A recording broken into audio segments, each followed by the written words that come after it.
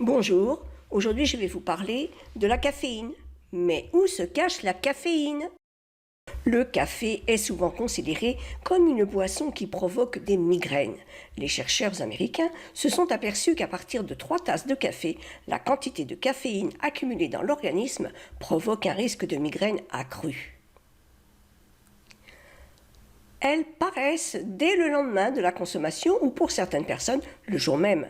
Pour arriver à de telles conclusions, les scientifiques ont étudié durant 8 semaines les données de 98 personnes souffrant de migraines épisodiques en prenant en compte différents facteurs, comme les habitudes alimentaires, la consommation d'alcool, la qualité de sommeil, le niveau de stress, le niveau d'activité physique, la fréquence de leur migraine, ainsi que leur consommation de café. Le constat est sans équivoque, même en éliminant certains déclencheurs potentiels, manque de sommeil, prise de certains médicaments, menstruation, etc., boire 1 ou 2 cafés dans la journée n'entraîne pas de maux de tête. C'est vraiment à partir du 3e que le risque augmente considérablement. Cependant, pour les personnes qui consomment rarement de la caféine, une seule tasse suffit pour qu'elle augmente les risques. Mais attention, le café n'est pas le seul à contenir de la caféine.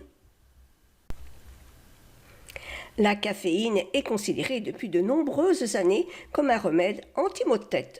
Son action vasoconstrictrice sur le cerveau permet de soulager les douleurs causées par la dilatation des vaisseaux cérébraux au cours d'une migraine. Il n'est donc pas nécessaire de stopper votre consommation.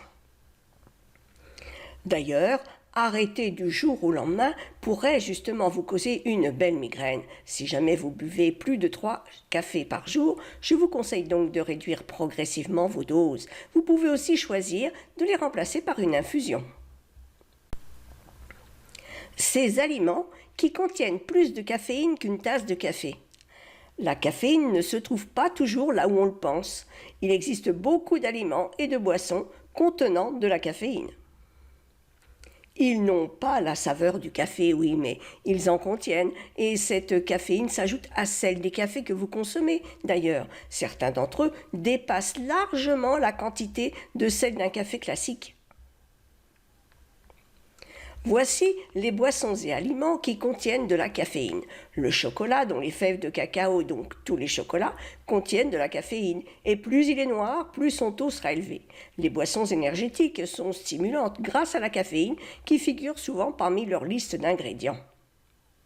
Le thé, on pense souvent à la théine, mais le thé contient aussi de la caféine.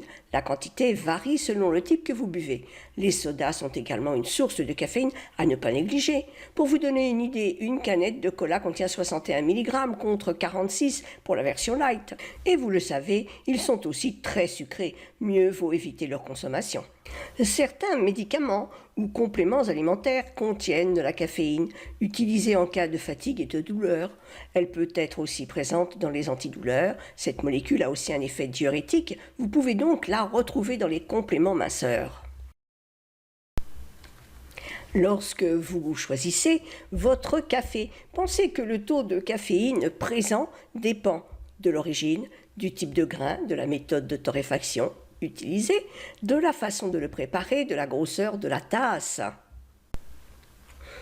Pour d'autres conseils, avis, informations, rendez-vous sur le blog et téléchargez le cadeau qui vous attend.